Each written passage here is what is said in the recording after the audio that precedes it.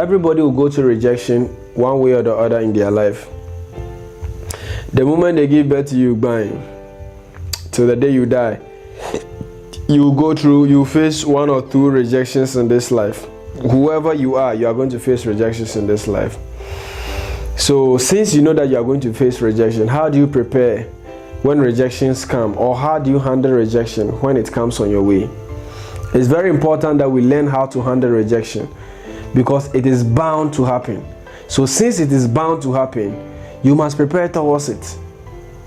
See, there are people that have been rejected by family. Some people have been rejected by friends. Some people have been rejected by close relatives. Some people have been rejected by companies. Some people have been rejected by investors. People have been rejected in life. So in one way or the other, you may face rejection. But the most important thing is how to handle it when you face it. Now look at this. There are people that have ended it all because of rejection. Some people have ended it. They have unlived themselves. Some people have taken drugs because they feel like they can no longer live. No matter the rejection you face in this life, you should never get to the stage that you feel like, let me just end it all. No matter the rejection you face, people have gone through worse. When you read the Bible very carefully, look at the rejection Job went through. Job went through a series of rejections in life, but he still stood. So no matter the rejections you face, people have ended it because what? They were rejected in relationship. Some people have ended it because they were rejected by their parents. Some people have ended it all because they were rejected by friends they trusted. No, this is not why you should end it. So see, there are various forms of rejections that people will go through. Some people are rejected because it's God's way to propel them for the next stage in their life. Some are rejected as a result of destiny, like the Joseph story, the Joseph kind of rejection. If you are familiar with the story of Joseph, he was rejected because he had a dream and he had a vision, and that was the reason why he was rejected. And it was motivated by jealousy from his brothers. So the other kind of rejections, I don't want to talk about those ones now, which is people who are being rejected as a form that God wants to prepare them to the next phase of their life. I'm not going to delve into that one today. And then also some people are rejected as a result of the consequences of their actions and inactions, the things they did or the things they did not do, which led to their rejection. I'm not also going to dwell on that. I want to talk about the people that are being rejected because of their destiny. Just like the Joseph story, they are rejected because they have a dream and then they have a vision. Yes, somebody will ask that though. Do people get rejected because they have dreams and visions? Yes, people do get rejected because they have dreams, they have visions and aspirations, and due to that they got rejected. So how do you, such as a person, how do you handle rejection if you fall into this category? I'm not talking about if you, because of your actions and inactions, the things you did, and you are facing rejections. No, I'm not talking about that. I'm talking about you are facing rejection because of what? The dreams and then the visions you have, because of rejections that are motivated by the jealousy of people. I'm talking about that one. How do you handle such rejections? Some people said they couldn't take it any longer and then they ended it. But no, you don't have to end it all because you are being rejected.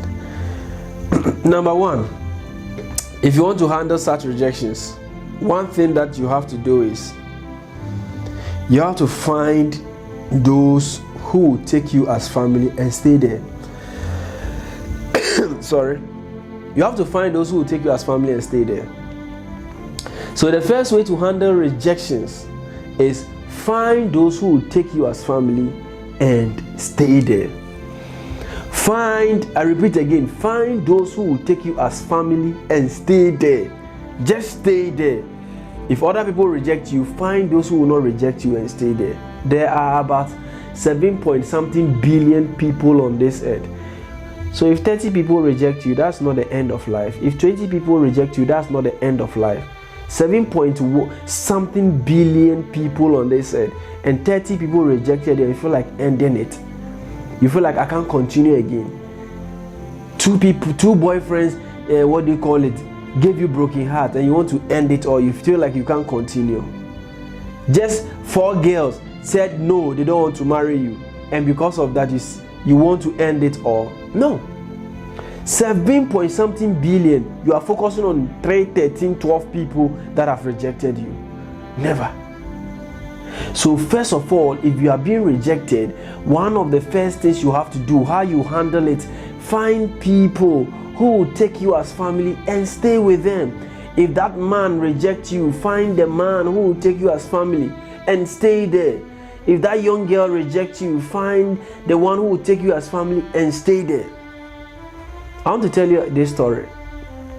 Before God started opening certain financial doors for me, something happened in my life. I was rejected. So after I was rejected from one place, I decided to travel to Accra in the quest of finding something that will sustain me.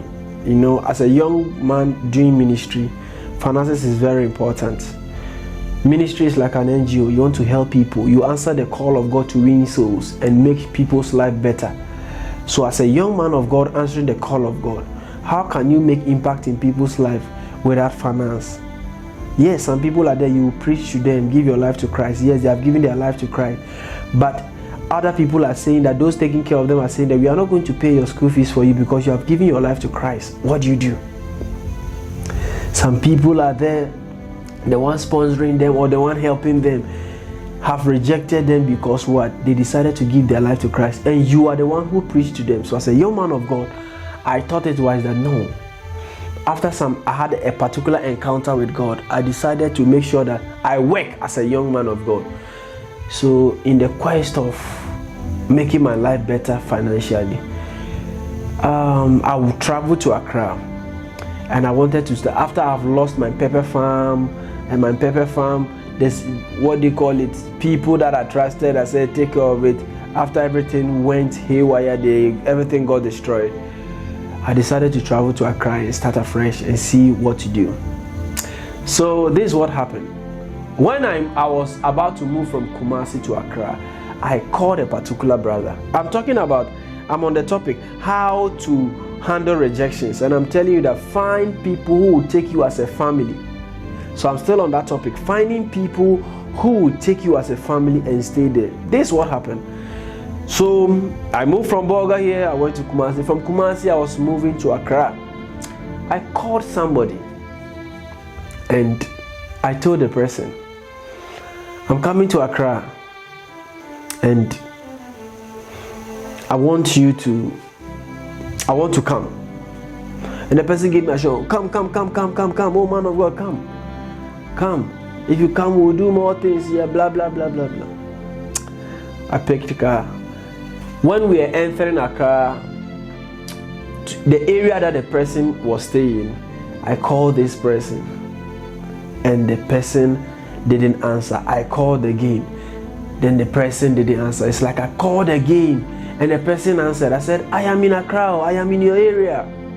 Because I kept my hope in that person. That person I thought that I can go and stay for some time and see how I put my life back in order. When I called the person told me that, okay, where you are going, you go where you are going. I'm currently at work, I'm doing some papa movement. You go to where you are going. Then, if I return back to work, I'll call you. My face changed. It's because of this person that I have traveled to Accra. And now, this person is telling me this.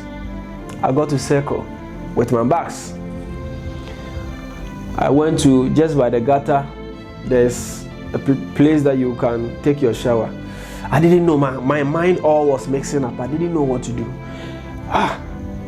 So I said, let me go and take my bath, refresh myself and see what I do. Went and peed, took my bath, wet my clothes, everything in the bathroom there.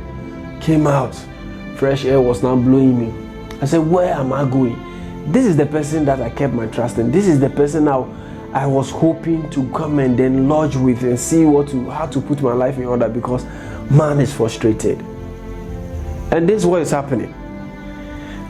So at circle, I pick my bag. I'll move to this side, move to this side, move to this side, move to this side. Or I should wait in the evening after the drivers, they have parked their cars, or I should look for a fitting shop and go and sleep. When they close the fishing shop, I'll go and sleep in one of the cars. Or I should go and sit by any of the stations and then be there. I didn't know what to do. So the daytime, I was just wandering around in circle. I was just wandering around in circle. Then it came into my mind that I used to have some ghetto friends in Accra. Me, I grew up in the ghetto. I have walked in the ghetto, dined in the ghetto. So I used to have some ghetto friends in Accra, and it's been 8 years now we have not linked up. So if I've called somebody as a pastor, if I've called a church boy, and then somebody that I think maybe the person could have understand, like, oh, as a man of God, they should give me that kind of support, and they are not agreeing, let me call any one of the ghetto boys. So I called one of my old friends in the ghetto. He's still in the ghetto. I said, bro, I'm in Accra. I came to do some Papa movement. But before I even say, but he said, hey, you are in Accra. Come. My father have given me some small room. I'm using that place to now do my movement. So now I have some small room. I didn't even land. The ghetto guy, which is my friend, gave me a positive response. Then straight, I said, thank God, I moved straight to him. We had challenges over there. We had some issues. I had issues with him. But one thing, this guy gave me something that I needed at a particular time in my life. He messed up a lot and stuff. Sometimes I can be in the room, Pastor Pa, be in the room in the night. You see that, and we have about 5 or 6 people. Sometimes we'll be sleeping in the room, one single room, and you can be in the room, and then one corner of the room, one of the boys have gone and brought a prostitute, and they're in the corner there doing their own things. Our lights is off. We are all sleeping in the night. You hear noise. You want to turn and see. So I was at the extreme edge of the room, and when some of the guys want to do that, they are the extreme. Ghetto room is for everybody. So some friends will come. Extreme side of the room, they are having sex in the room, sleeping with each other. Whilst pastor is sleeping in the room, I had no option because I needed to manage that room. Sometimes I can go out. By the time I come in, inside the room is full of smoke. In Tampe, Voro, the room have been smoked. And pastor is sleeping in this room. It was not easy. But one thing I appreciate, I'm saying that what? Find people who accept you as a family, accept you as a friend, and stay with them when you are being rejected. The person I saw as a family, like, oh, this guy is a Christian. Let me say that. This guy is a Christian. He will accept me as a man of God. Ray didn't give me that help. A ghetto guy who don't go to church, smokes all his sorrows away, gave me that hand. And I stick with them and they gave me that respect because they knew that when I was in the ghetto, I was the senior gangster. But now they know that I've turned into a pastor. But still, God have not called them yet according to them. So they will still be smoking their sorrows away. That just by the way.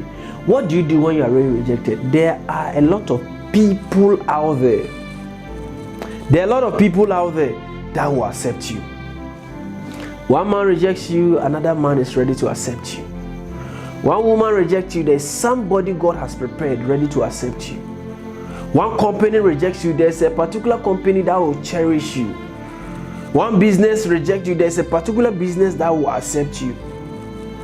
One investor say all your plans and proposals are trash, there is another investor that will invest in you. So how do you handle rejection? I say the first thing is that you need to find people who are ready to take you as a family, take you as a friend, and stay there. Because we are more than 7.something billion on this earth. So don't look at the 3, 4, 5 businesses, companies, organizations that reject you and you say, I want to end it all. So that's how the mentality you have to use if you want to survive Number 2, what do you do if you are being rejected? How do you handle rejection? Number 2 is grow and become better. Grow and become better. This is the second mindset I want to give you. Don't be afraid of rejection. They are part of growth in life. Every rejection has its purpose. So I say, if somebody rejects you, after you have done the first one, looking for the right people, those who will accept you and take you as a family to stay with them. Just like my ghetto story. As a pastor, ghetto guys accepted me, and I stayed there before I was able to put my life in order, which I'll talk about that story later. It wasn't easy at the ghetto, but I got place to lay my head and focus on how to put my life in order, and I am who I am today. Then number 2 is grow and become a better person. See, those who rejected you will always wish that they see you at the place they rejected you. You should always remain at that place. What you do, let that rejection give you a kind of anger, and use that, channel that anger to grow and become a better person. If people look down upon you and they reject you, grow and become better. Let me tell you this story also. When I started my business, one day, it was a small business, we were not known. So in Atambire, I went to those who were already in that business. And one of the King Kongs, I don't want to mention names, but one of the King Kongs in the business, I went to their office and I said, oh, I am into this business, and then we can partner. I can do A, B, C, or D, so we can partner. They never gave me attention. Even for me, I'll take number here, call, take number here, call. At the end of the day, they say, come to the office. I went to the office. They didn't give me attention. I spoke all whatever I wanted to say. I said, oh, they didn't mind. Even the guy was not, oh, okay, yeah. He didn't even focus. He didn't even listen to what I have to say. He was just brushing up. So I was rejected. I went back and decided to build my company. I built the company, focused on growing the company and making it better. I was offering better services, and then one day, to my surprise, my manager called me. The one who is now managing my business at Atambire called me and said, these people came to the office. They said they want to partner with you. I was surprised. I said, I hear. They said they were looking for my number. My number said, I can handle everything. My manager said, I can handle everything. There was a time that protocol won't catch them. I walked to their office when I was starting. I walked to their office myself, but they rejected me. Now I have grown the business to the company to a level that you want to access me, you have to pass through my manager. They said they wanted my number, blah, blah, blah. My manager said, I am the one in charge of this place. Let me know, and then I'll handle this for you. So my manager communicated to me. I said, give my number to them. And they gave my number to them. They messaged me. They said they wanted us to partner. It is too late. It is too late. Why did they say they want to partner with me? Because the company has now grown and it has now gained popularity. So this is the lesson you have to learn. You send a proposal somewhere, they reject you, grow yourself. You are in a particular relationship, they reject you, grow and become better. You are in a particular business, they reject you, grow and become better. A company rejects to give you a job offer, grow and become better. This is the only way you can handle rejection and be a master of rejection. These two things, if you do it, there's no way that rejection will hit you and you feel like, I want to end it all in life. No. Grow and become better. Grow. People don't want to patronize you, grow and become better. People look down upon your gift, grow and become better. They look down on your ministry, grow and become better. They look down on your company, grow and become better. They look down on your business, grow and become better. These are the two ways you can beat rejection hands down anywhere it meets you.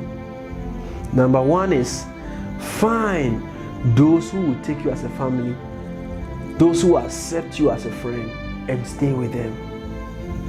And number two is grow and become better. I pray for anybody going through rejection wherever you are. People have rejected you, men have rejected you, and you feel like ending it. Relationship, people have rejected you and you feel like ending it all. I pray for you. May you find the right people that will take you as a family. I pray for you also. May you receive the grace to grow and become better. In Jesus' mighty name I pray with you. Amen.